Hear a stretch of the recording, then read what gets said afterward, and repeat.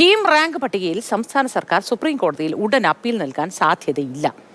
പ്രവേശന നടപടികൾ വൈകുന്ന സാഹചര്യം ഒഴിവാക്കുമെന്നും സർക്കാർ വൃത്തങ്ങൾ അറിയിച്ചു. ബി ബാലഗോപാൽ വിശദവിവരങ്ങളുമായി നമുക്കൊപ്പം ചേരുന്നുണ്ട്. Balagopal, good morning. അങ്ങനെ അപ്പീൽ നൽകാൻ സാധ്യതയില്ല എങ്കിൽ ഈ കുട്ടികളുടെ കാര്യം വീണ്ടും അനിശ്ചിതത്വത്തിലാവുകയാണ്. സംസ്ഥാന സർക്കാർ സിലബസിൽ പഠിക്കുന്ന കുട്ടികളെ ശ്രദ്ധിക്കുന്നില്ല, അല്ലെങ്കിൽ അവരുടെ കാര്യത്തിൽ ഇടപെടുന്നില്ല എന്ന ഒരു കാര്യം കൂടി ചർച്ചയാവില്ലേ ആ സമയത്ത്? എന്തായിരിക്കും ഇനി ഇവരുടെ ഭാവിയുടെ കാര്യത്തിൽ തുടർ നീക്കങ്ങൾക്ക് സാധ്യത?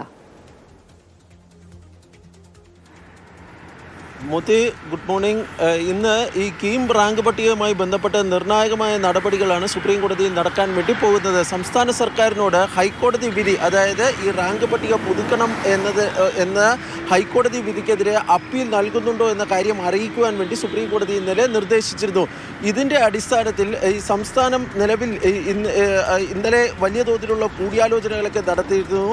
പക്ഷേ ഈ അപ്പീൽ നൽകിയാലും ഈ വർഷത്തെ പ്രവേശന നടപടികളിൽ കോടതികളുടെ ഇടപെടൽ ഉണ്ടാകാനുള്ള സാധ്യത വിരളമാണ് എന്നാണ് ഈ സർക്കാരിന് ലഭിച്ചിരിക്കുന്ന നിയമോപദേശം. പ്രത്യേകിച്ച് കോടതി തന്നെ പറഞ്ഞിരിക്കുന്നത് ഈ വർഷത്തെ ഈ നിയമനവുമായി, അതായത് പ്രവേശന നടപടികളുമായി ബന്ധപ്പെട്ട് ഇടപെടൽ ഉണ്ടാകില്ല എന്ന വാക്കാലുള്ള പരാമർശം കോടതിയിൽ നിന്നുണ്ടായിരുന്നു. ഹൈക്കോടതിയുടെ സിംഗിൾ ബെഞ്ചും ഡിവിഷൻ ബെഞ്ചും ഒരു ഉത്തരവ് പുറപ്പെടുവിച്ച സാഹചര്യത്തിൽ, ഒരേ തരത്തിലുള്ള ഉത്തരവ് പുറപ്പെടുവിച്ച സാഹചര്യത്തിൽ മറിച്ചൊരു ഉത്തരവ് സുപ്രീം കോടതിയിൽ നിന്ന് ഉടൻ ഉണ്ടാകാനുള്ള സാധ്യത കുറവാണ് എന്നാണ് സംസ്ഥാന സർക്കാരിൻ്റെ വിലയിരുത്തൽ.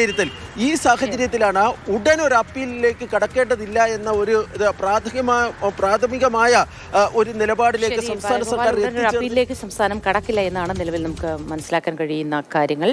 ഏതായാലും കുട്ടികളുടെ കാര്യത്തിൽ അത് പ്രശ്നങ്ങളൊന്നുമില്ലാതെ മുന്നോട്ട് പോകും, അവർക്ക് പ്രവേശനം നേടാനുള്ള അവസരം എന്ന് കരുതാം. ബി ബാലഗോപാലാണ് വിശദവിവരങ്ങൾ നൽകിയത്.